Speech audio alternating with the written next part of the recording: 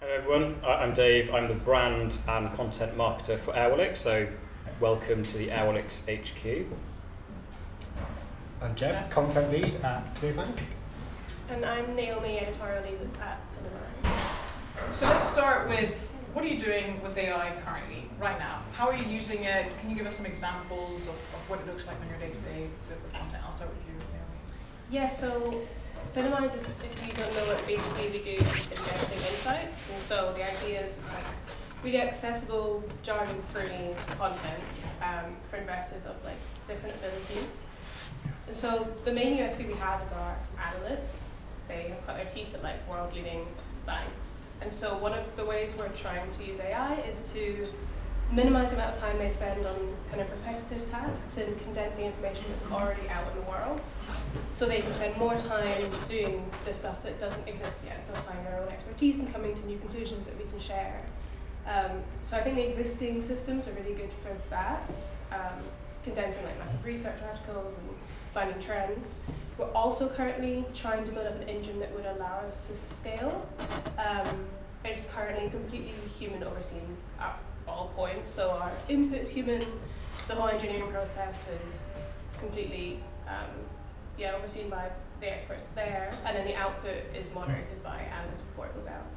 But the idea of that is that I think the huge opportunity with AI is it allows small companies the opportunity to compete against big ones, like major institutions. I think that's like a really special thing that we need to take advantage of, and so the chance to learn how to scale without having to scale a team is what we're chasing really. What are some examples of being able to compete on the same level as So I think two things. One is the amount of content. Unless someone comes to Finimize, as a small team we can't cover everything in a day, and so if someone's searching for a topic that's come out after we finish our shift or something, we're nowhere near their radar. And then the second thing is personalization, which kind of comes toe to toe. Like the more you can produce, the more someone's going to find something that fits their radar and their interests and their level of expertise. And so again, like being able to have the same number of analysts produce more output, we can then appeal to more people and then capture a bigger audience and then start building a community and a brand presence that would rival institutions. Yeah. Well, personalization is definitely a topic I want to go back to. Yeah. Geoff, what are you doing on a day-to-day with AI currently? Yeah, I guess, so ClearBank is, as the name suggests, a clearing bank, one of 7 in the UK. So really what we're doing is we're providing other firms access to payment rails, bank accounts, FSCS protection, that sort of thing.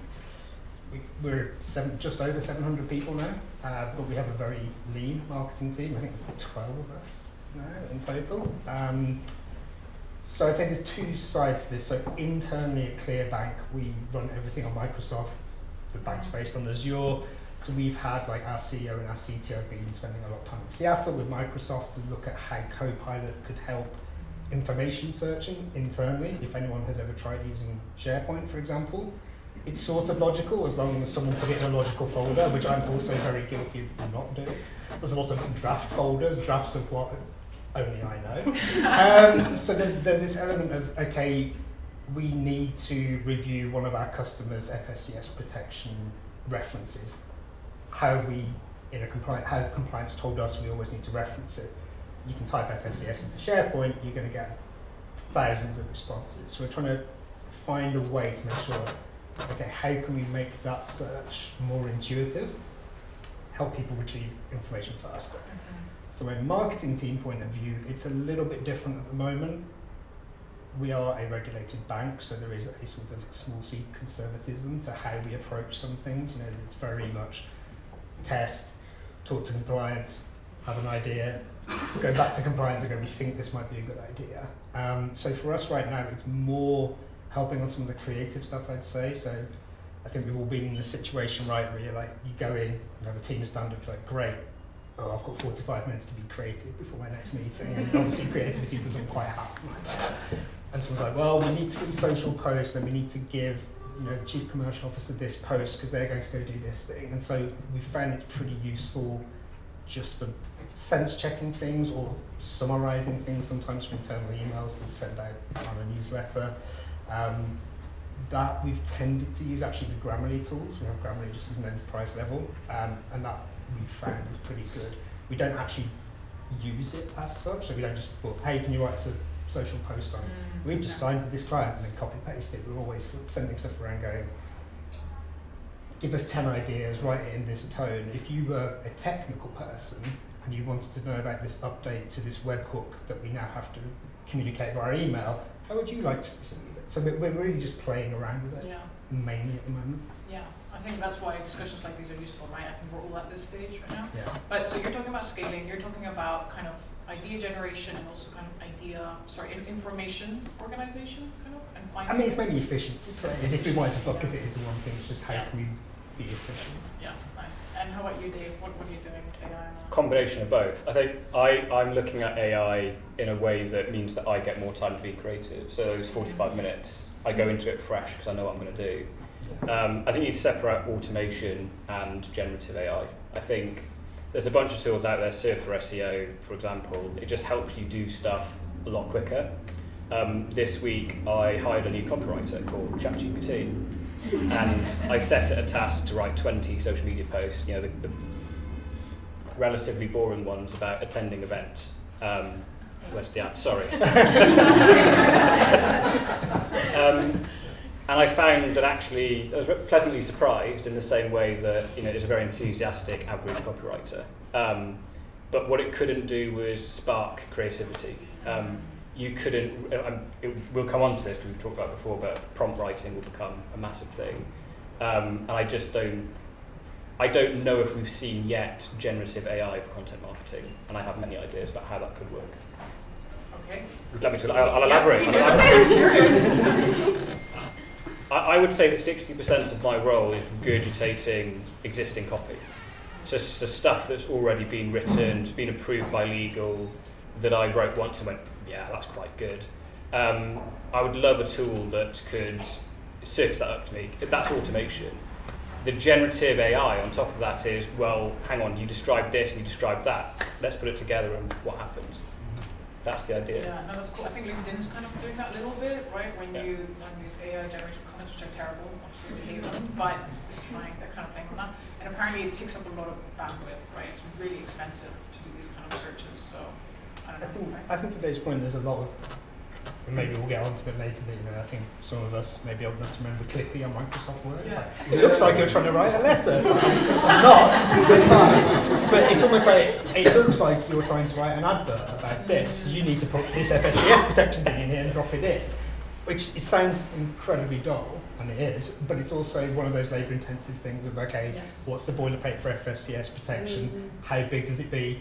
How big is capital at risk on the poster that our client supplied? Is that relevant to the interest rate offer and that sort of thing? So I think that's ultimately where it goes to that sort of level. It's basically templating. I mean, content marketers template anyway. It's just getting not yourself to do it.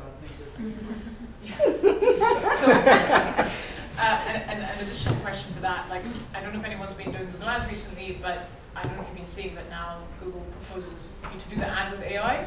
So I'm curious, if everyone uses AI to do their Google Ads, how do you make a good Google ad, basically? By just ignoring everything that they're saying? What do you think about that? I know we discussed this, but I thought it was an interesting point. If anyone has thoughts on that? I think this goes probably to the wider conversation we'll have. Afterwards, okay. Well, okay, so the next topic I want to touch on is compliance, right, which you've talked on a little bit, which is kind of what are the risks with using AI? Geoff, you talked about compliance training and how your team is trying to train people on how to use AI. So I'd like to hear a bit more about that. How has Clearbank approached that so far, and what are your thoughts on the ethics? Yeah, I'll point out the marketing team is most definitely not training people how to be compliant. The compliance team is doing that. With our tech team, so we'll have to go through AI ethics training last quarter. I say training, it's an online. It's like, this happens, do you think that's a good outcome? Probably not. And that was before anyone was even allowed into what is currently a closed pilot between certain teams, where our tech team is looking at what people are searching for to identify patterns. So right now it's very much what are people trying to find, how can this tool make that more efficient? Is there a way we can bucket up answers or responses into thematic things, which is normally, what's the compliance angle for this? What am I allowed to say about that? What is this a customer we can publicly reference? It's those sort of things right now. It's very much closed. It's also, we went to great lengths with Microsoft to say this can't be used for any training purposes. Like, it has to be on a closed instance. It was your other fine. That's all good. So we'll see. Right now, it's still just very early days and some of that stuff. The compliance angle really is no different to working with compliance in general in marketing or content or anything, right? It's like they don't like surprises.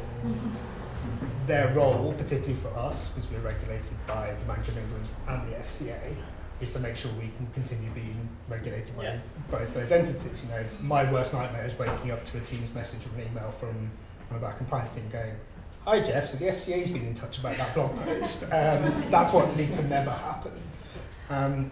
So really, a lot of it is about working with them on stuff and saying, if we were to introduce this tool, what would be the guardrails you would be comfortable with? What would be the sign-off processes?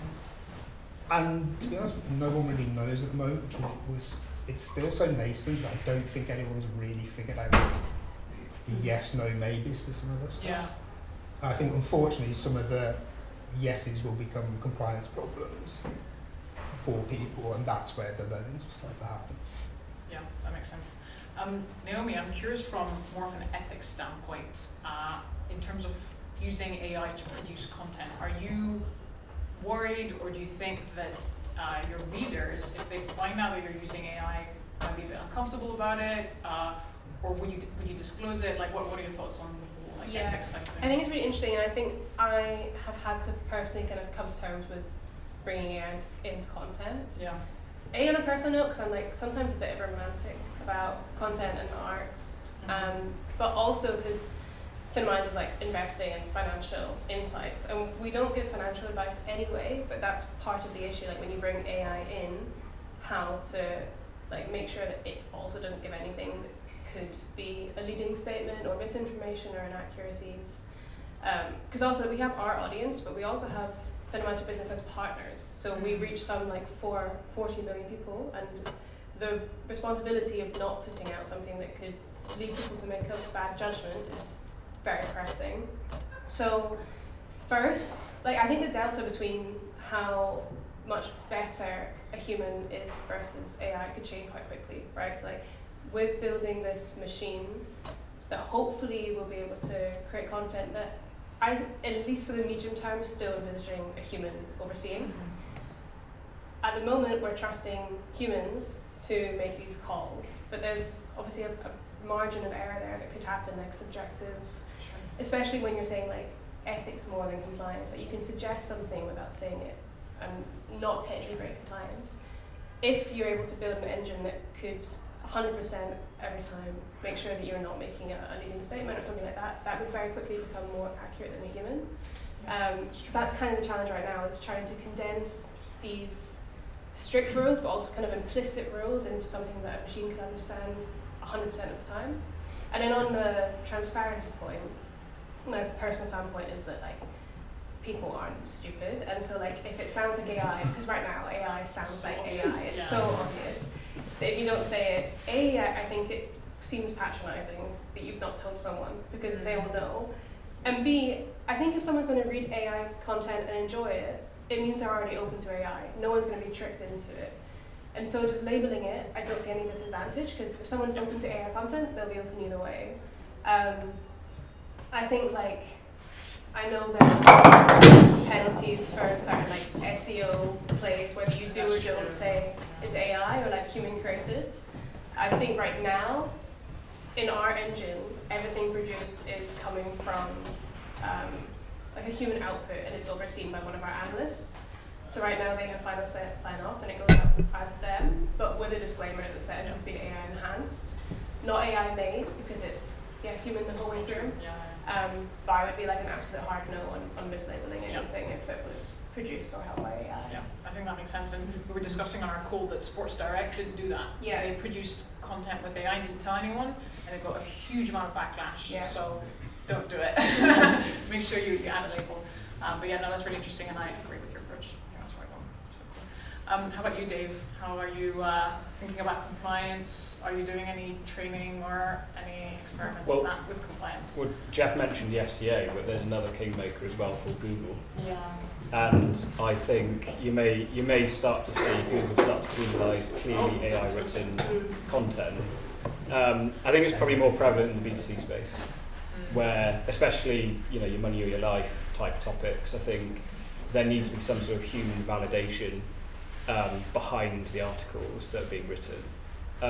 In the B2B space, I think there are some it's really the purpose of the content that is whether AI is okay to be used or whether you need a human to write it. So I'm thinking SEO articles where you need just bulk information to satisfy search queries, fine. When it's an ABM type campaign where it's tailored content, it's going to be really obvious if you're not actually personalising it or tailoring it to the actual massive enterprise that you're trying to prospect to. Yeah. And in terms of compliance, have you gone that far yet, or? Not yet in marketing. I know the wider Airwallex team, we're exploring. I mean, we're already using generative AI in the customer service space. So we've got a huge database of search queries from customers, especially around documentation, and we're using generative AI to answer queries faster, and that only will get better as it optimizes the answers. Yeah. There's been a whole host of marketing compliance tools that have popped up. I don't know if you've seen them, but they kind of you write a blog post and you input it and it will say, oh, you forgot to add this, and there's quite a lot of them popping up. I don't know if you've tried them. Have you had any success with them?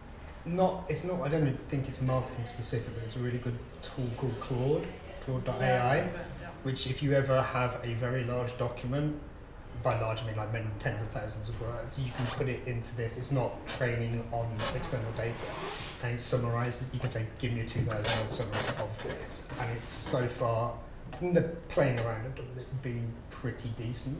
Okay. So again, but that goes back to it's kind of an efficiency thing. It's lesser. It's not necessarily, oh hey, you've got a split infinitive here, or I think this fourth paragraph is really repeating the second paragraph. You've said the same thing, two different ways. But it will probably get there because they will just get smarter and smarter.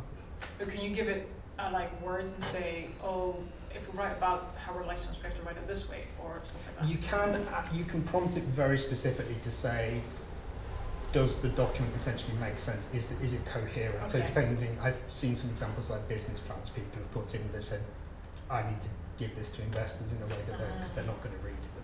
But the investor newsletter, my investors are not all going to read my beautifully put together 120-page PowerPoint. But could you just summarise it for me? It's pretty good at that. Yeah. Okay. Interesting. Moving on to tone of voice, we've kind of talked about this before. Do you think, and I'll start with you, Naomi, on a B2C angle, do you think that, you've already said that if someone's willing to read AI content, then they won't mind.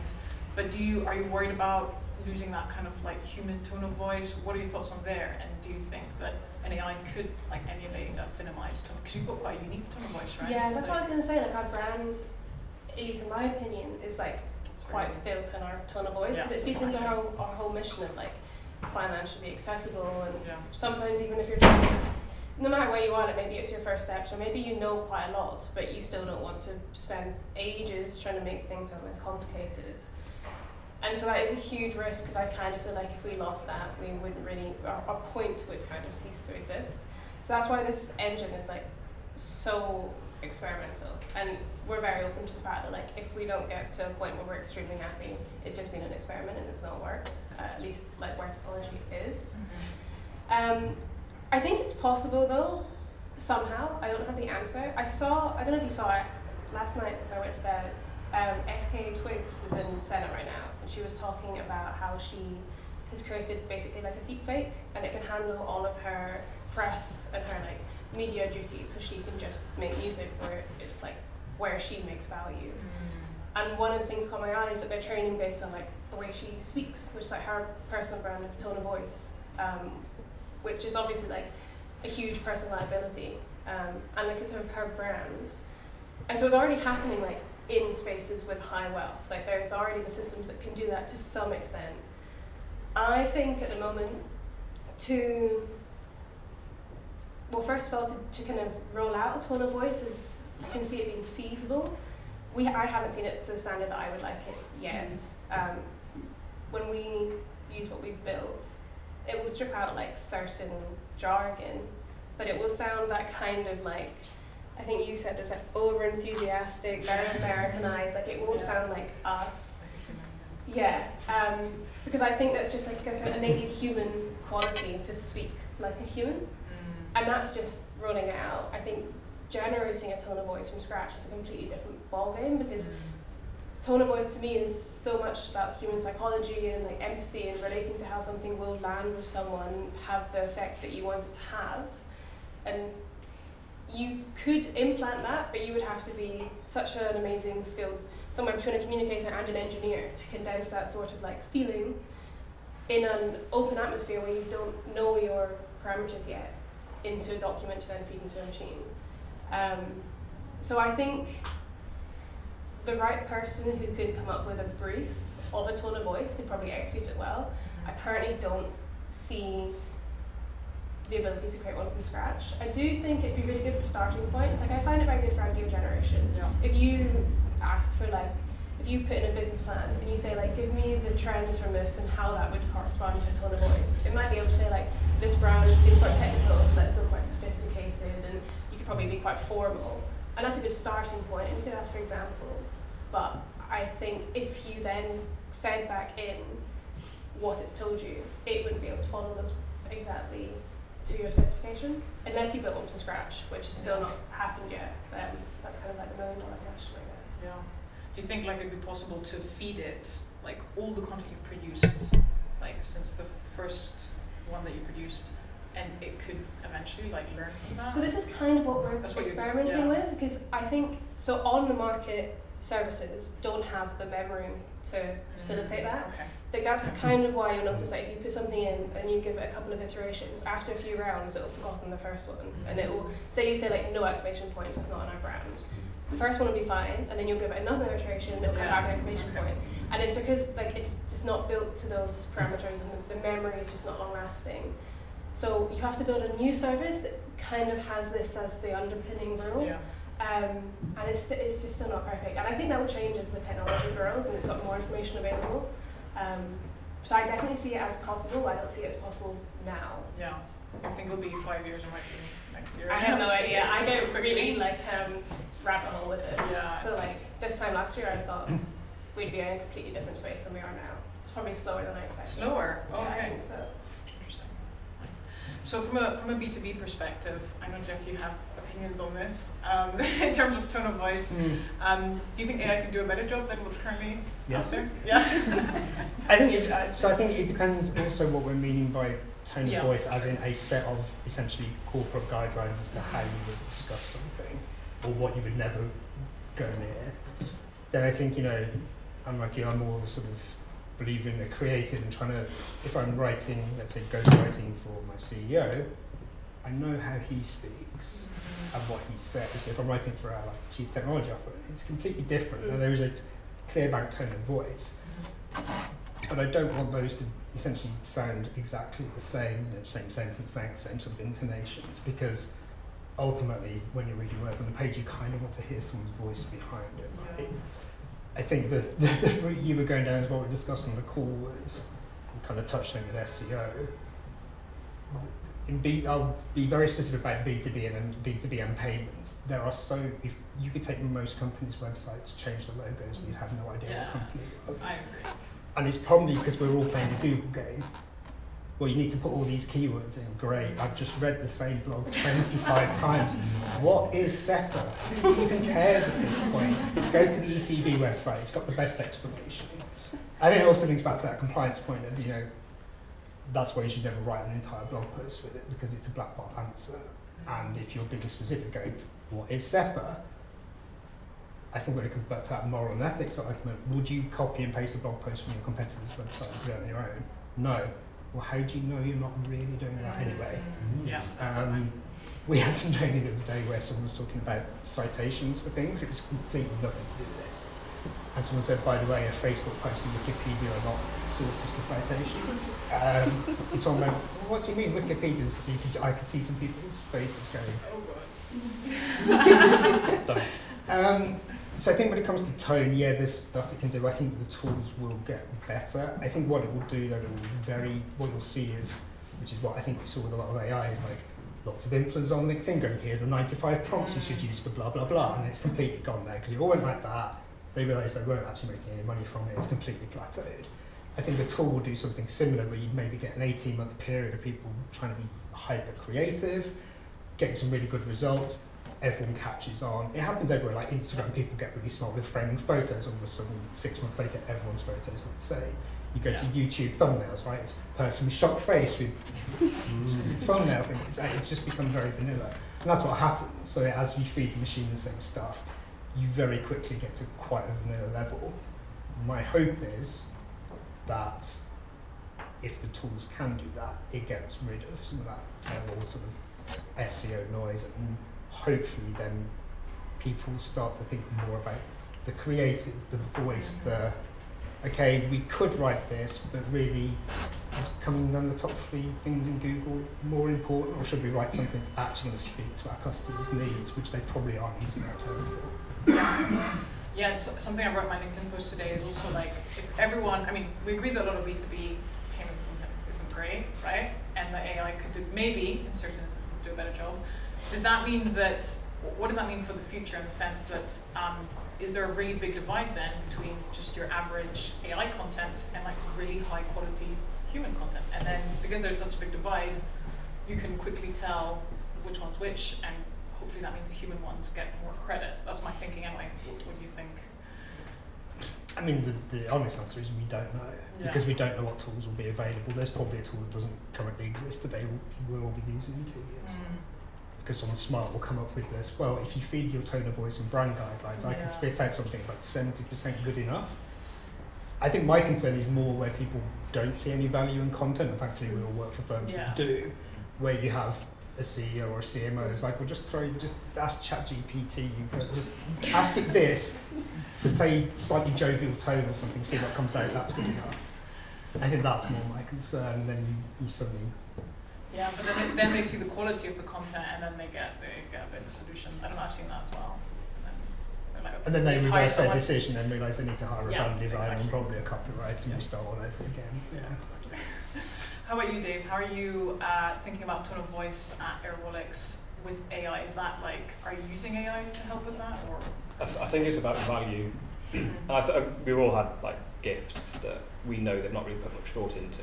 Exactly the same thing. If we have a very expensive gift, but if it means nothing, then you're going to get nothing back from it. So the same applies to tone of voice. You need to be able to hear a human talking to a human. So really, I think think of it like an architect and builders. You design one house. Okay, we all like to have houses with different characters, but then you can roll out the rest of it with AI. But you need to have a human there to be actually injecting the human into the brand guide. This is more on the brand guidelines than tone of voice. The tone of voice is the application of the brand guidelines, I would say. Yeah, nice. So the last topic that I want to cover today, which I know we're all very interested in, is the future of content marketing as a job, basically. What does that mean? Because, and it's not just content, right? It's a lot of other jobs have this issue, right? Is if AI is going to do the intern job, basically, how are the interns and the juniors going to learn their skill set?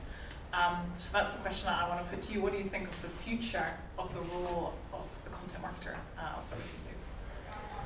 So even without AI, I think content marketing is probably going to start to diverge and fragment. I think you've got a lot of product marketing, you've got a lot of brand marketing, and you've got campaigns and distribution.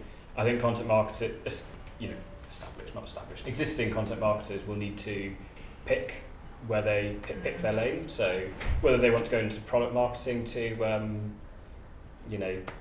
show commercial value to their organisation, if they want to go into brand and be sort of brand guardian and all about the emotion and the human behind the brand, or distribution and campaigns, which is let's not forget content marketing. Yeah, I think where it comes to juniors, I mean, AI again is just going to be a tool that they will get good at, but it doesn't change the fact that I'm yet to see AI really spark creativity. And actually, a funny story about sparking. Actually, one of our colleagues is not first language English, so she'll occasionally get her idioms slightly incorrect, and she actually said, Dave, we need to sparkle the interest of the audience here, sparkle the interest.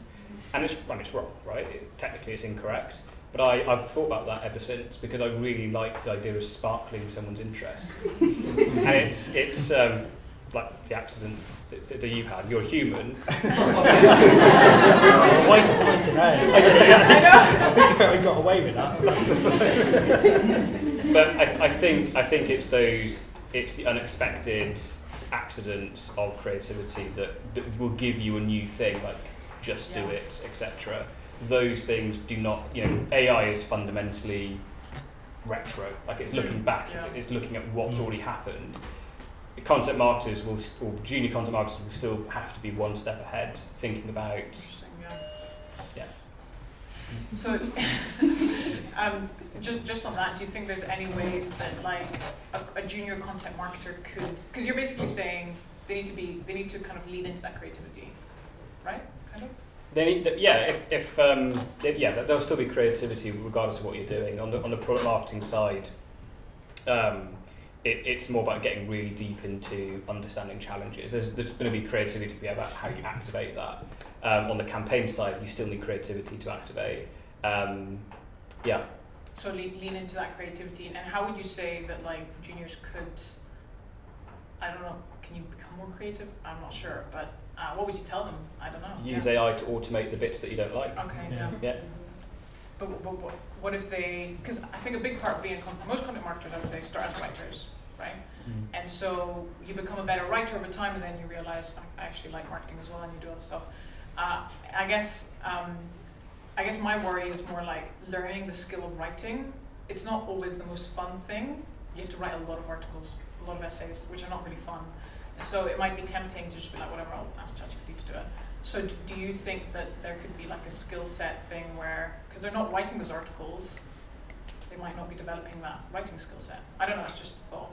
But potentially, I mean, the first content marketer you hire is either copy or design, and I think it's the same with design as well. And I think design, just talking to Jack earlier, design tools, AI tools in design is becoming a lot easier. So, whether you're learning how to write copy and the discipline around copy, and how to apply brand guidelines correctly, and how to apply, I mean, the common pitfall for junior copywriters is, well, I think this sounds good. Yes, because that's your tone of voice. It's not the tone of voice you're meant to be writing for. The CEO is going to read that and go, well, that's great, thank you for giving us your tone of voice, but you've not quite mastered how to write something that isn't your tone of voice. yeah, nice, very interesting. What do you think, Geoff? On the future of the content marketer's job? I think if we just look at marketing in general, where junior members tend to come in as generalists, sometimes they want to work in marketing, or they're really interested in SaaS. I've had some people go, I'm really interested in payments. I think, I'm not sure where you got that from, but we'll roll with it. And I think over time, they get to do everything, right? Like they'll help out on social posts, they'll go to events, they'll proofread blog posts, they'll look at white papers, they'll look at your website. And so over time, they will then hopefully start to find that niche where they go, actually, and the very best ones I've worked with have always been ones that go, actually, I think there's something we could be doing here, and I'd like to take the lead in it. Could I be blah, blah, blah, blah. Sometimes can I be the second set of eyes for every review before it goes to the spokesperson? It's like, okay, great. That makes a lot of sense. I think when it comes to like the tools that are probably starting to come into the workplace and will become enterprise tools that are AI, I think it goes back, there's a couple of us that were journalists where, the best interviews were always prompted by knowledge and knowing which questions to ask. Yeah. And all of these tools rely on a prompt. And I think the more emotive you can be in the prompt, the more emotive the response, and over time this will get better, right? So I think what actually happens is, particularly in the content world, what you'll do is you'll find out whether you want to be a product. Are you looking at something and going, this needs to be translated in something that's usable for a non-technical audience sometimes? If it's more brand side, it's like, how do I make this more interesting, or how do I make it more engaging? So the AI tools can help there, and I think one of the skills will just be you will get a lot better at prompting, and those junior members will understand how to do it. They will learn in the same way we learn with an editor, like going, no, that's not how you write that, like what does this even mean, or like please make that a different paragraph. They will learn through the prompting tools, and it will be very different, and we don't quite know what direction it's going to go in. I think some of them are generally concerned of, if it's an efficiency thing and you bring it on as a junior to basically clean up the mess everyone else doesn't like doing because no one wants to do that bit of admin, or like, hey, can you update the Monday board because we're not very good at it, sort of thing. But I think that's actually quite powerful in the long term, because I think they will end up doing a lot more meaningful things a lot earlier on in their careers, and then they will decide, to today's point, actually I really enjoy chatting to the CTO and the product team to understand what this means, or actually I really hate that. I love the brand stuff because I try and look at the website, try and look at social and something. Yeah, no, that makes a lot of sense.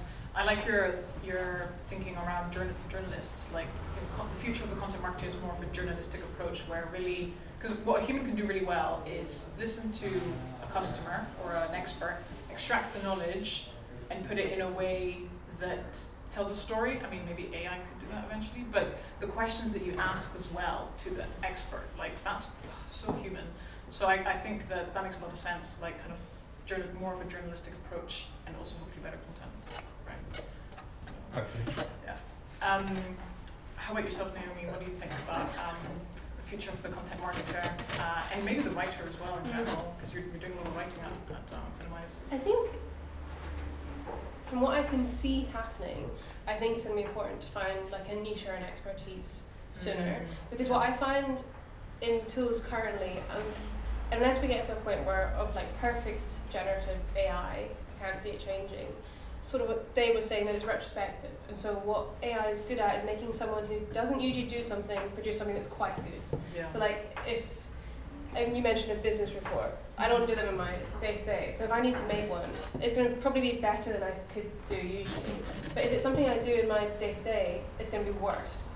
And so if you can get to the point sooner where you are above that kind of standard mediocre tier, then you're going to be prompting and reviewing, which doesn't sound that exciting, but hopefully it's not that boring, rather than being like basically wiped out.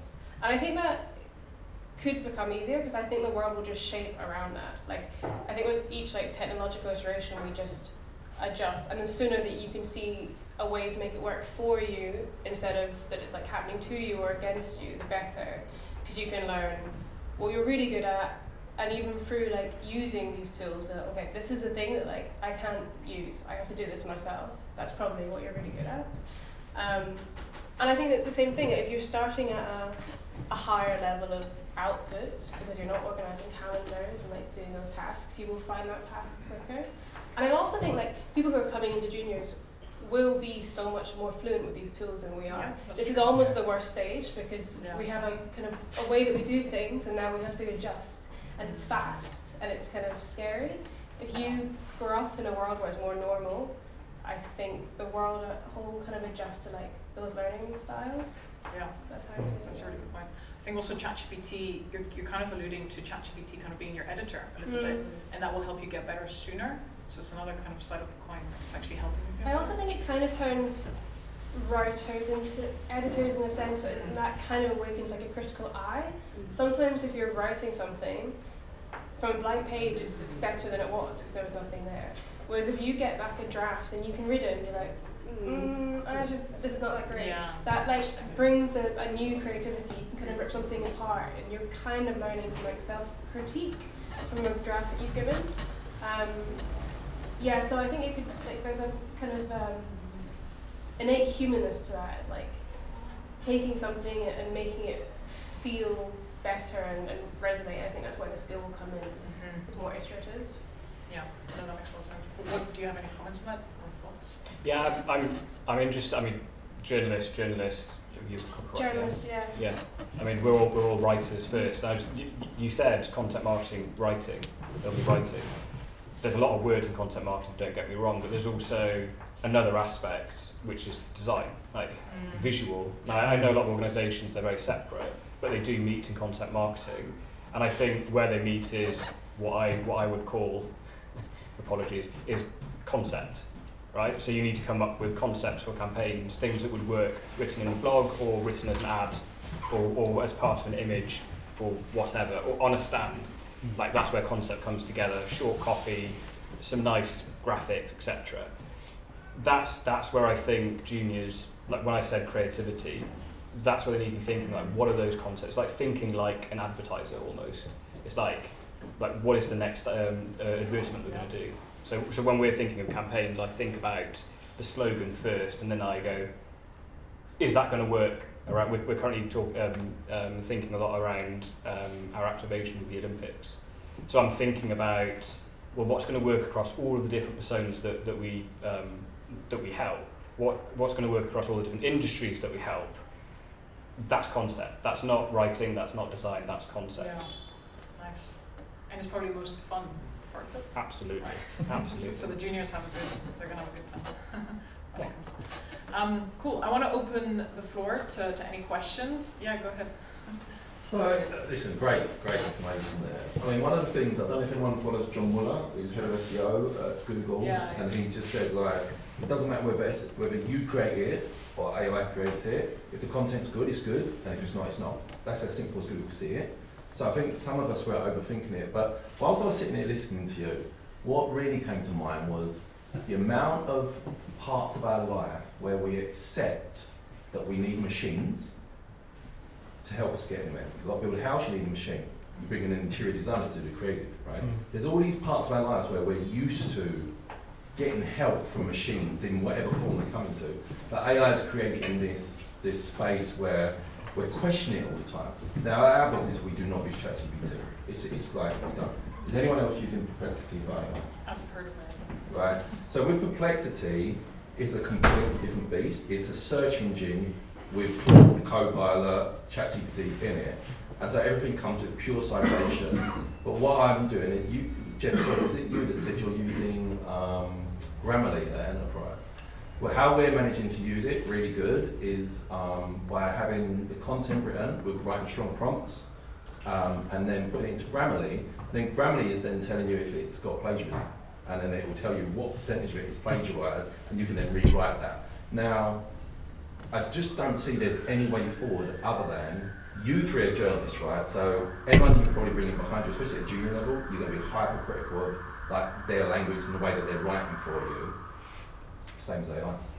It's literally the same thing that you're going to do. We just have to accept that this change is coming, but it's the way that we accept it. Do we use it and accept it's going to get us to an endpoint, but we're always going to have to put the personality to it, or not? And I think that's the question, and then we should move forward. So I'd say, yeah, I don't know. I used to work at Publicis, so big ad agency, right? And there was this whole thing about this whole concept of basically it's advertising just got worse. As we get exposed to more stuff, has actually creativity gone down? Because everything levels out at about like 70-75% good, and everyone's like, yeah, that's quite cool. And then you see the best adverts that win always, like the Specsavers one when they've gone over the ladder, for example. You're like, okay, brilliant, really. But you don't see stuff like Just Do It or the way that has been translated so much anymore. Yeah. And I think of it in a very similar way that all these things level out over time. So we have SEO, so everyone started writing very similar style content, and I think there's now recognition, I hope, certainly I think so, that we've kind of reached a plateau of everything sounds quite similar, looks quite similar, isn't really adding value, however we choose to define that. And so actually that's where the human then comes back in. And I think today's point, you're looking at different things where you're coming up with the concept and going, nothing is ever going to be 100% original, but how do you use the right tools in the right way to either prompt, respond, come back to you, or say, actually, you do know that sounds like this, and they basically, I don't know, as an example, they'll feed you like this paragraph out of a Stripe website, and you're like, that's awkward. But maybe it's just two human beings who've described the same payment flow in the same way. There's only so many ways you can describe the way money moves in payments, right? So it's always going to be fairly similar. But I'm a true believer in that creative spark, the conceptualization, and then we think about the tools, right? It's a means to an end. I think the tools will level out, then there'll come like another wave, someone else will release something else, will get better. some things will go worse. Yeah. But there will always be that people, I think, in a room might be all sat at laptops using prompts, but they'll all be in a room going, okay, what are we trying to achieve here? I think that's what you can't really get with AI, is like the emotive, what are we trying to do? The strategy. It's always the, how do you want to do it? It's Or- human first, right? Yeah. It's always human first. And so these tools will become, it will refer to AI in the same way we refer to the internet. Yeah. I think that's a good point. I think of it a bit also like film sometimes. Mhm. Like each year almost we have a new ability to make like hyper realistic film from nothing. Like you could now make one if you had the right tools, with no actors, with no environment, and yet there's still a huge market for like really traditional filmmaking, because people like the romance behind it and the skill behind it, and it's that thing of like creativity can come from constraints. And so you look at like the winners of the biggest awards, usually it's kind of more indie films, it's using little to create more. And I think that the hard thing about content is like the next few years will be difficult because everyone's sort of jostling to be someone who's pioneering and to make more. Once we settle into kind of a new normal, I think there'll then be a new kind of niche market for stuff that is more human-made and more inventive in that way. The only issue is whether, it kind of goes back to my point, film you can tell if something is being made with like special effects or not. Content, unless people are wise to the kind of tells of AI, unless someone says it, it's not going to be obvious. And then it's hard for a human-made company to present their difference. But I see it in a very similar way. Like with each tech, there's kind of always a more premium market for the tech that came before it, and that doesn't really go away. I think, it might have been like Seth Godin's blog or something, he was talking about the early days of AI, and he said you could plug in every prompt from Pulp Fiction and AI won't spit out the Pulp Fiction script. I want the person in here, this is a washed up boxer, he rides a bike, it doesn't create Pulp Fiction. Yeah. Now it can help. I think to your point, even with the AI tools that might create the visuals, there's still a human who's thought, well, what's the narrative? What's the opening shot that how does it start? How does it end? How do we get between the two? And that will always be that human element, right? The tools we use over time, they're just going to change. Yeah. Right. Interesting. We'll have one more question. Yeah. A lot of the chatter in this space is around how you can make the same things faster, cheaper. But I find that not a lot of people are talking about like what are the new things that we might be able to make with this new technology, right? Like what's the step up in terms of a format, things like that. Have you guys thought at all about what those new things might be? Personally, I'd see it like a hadron collider where you can make it experiment very, very quickly. So like almost like a brainstorm that happens very, very quickly online at the click of your fingers. Like combine this concept with this concept, see what happens. That to me is really exciting. I've not seen anything like that. Similarly, the idea around just better brand management. So if I can, I'm writing an email or whatever. I know off the top of my head, but what are the 3 value props for this given persona in this given vertical at this company size? Here's what you wrote, or here's what someone else wrote in the business 2 years ago, and it will just pop up on your screen like the paperclip makes an appearance, resurrects itself. That to me is what I'd like to see. That's where I would see a lot of value, and that will dictate the role of content marketing and probably marketing in general. Any other? I think there's a very dull answer to this, which is a very, very practical thing, but if you work at a multinational company, if any of you ever have, and you have like town halls where it's like, we're going to talk about our strategy or our fundraising, there's people phoning in from all over Europe. I think one of the best tools we will see very, very quickly will just be live, slightly delayed, auto-translation into any language. It's already happening. It already happened, but think of that of just like you on a Microsoft Teams thing, wherever you've dialed into the world, you select the local language and it's automatically doing it. I think there's a lot of, and that can translate into like literally how do we translate content, how do we ensure, again it will still come down to a human. I think of like, well, and particularly foreign language, right? It's like, yes, you could say very factually dryly that way. It's not how anyone speaks. You still have this layer. I think it's going to be around sort of creation. Like we use Miro a lot, and Figma, and sort of jam the two together sometimes of like almost like mood boards of like what would good look like. You know, we have no idea. Okay, let's just sit in a room, throw as many stupid ideas onto these post-it notes, and we'll see what happens. And we actually did a commercial team offsite at the beginning of this year, and one of the breakout rooms was, okay, we have an unlimited marketing budget, what do we do with it? Next team, we have no marketing budget, how do we try and achieve the same results? And I think it's right, when you have constraints, you actually become more creative, because some of the ideas we were coming up with unlimited budget was like, well, let's talk to Elon Musk and get like a clear bank, try and do rockets to the moon, that'd be first bank on the moon, imagine. It's like, and then the more practical stuff, and then you think about, okay, well, see if you have no budget, and let's be honest, usually the first thing that gets cut a lot of the time, how do we then use those tools to do that stuff? I think where you're going on that conceptual stuff, we don't really know until we start seeing people jamming weird stuff together and seeing what breaks. And I think we're getting to that stage pretty quickly, but I'd love to see, hyper collaborative, just like real time like Miro boards where people like throwing in like video clips they're creating on a different screen and going, how about this? Because I put a prompt into Mid-Journey, make it look like this. It's not this, but it's something like this. And it will start, I think it will make all of those meetings more creative as well, and everyone will feel a lot more energized. Yeah, really fascinating. Thank you so much for speaking tonight. Big round of applause for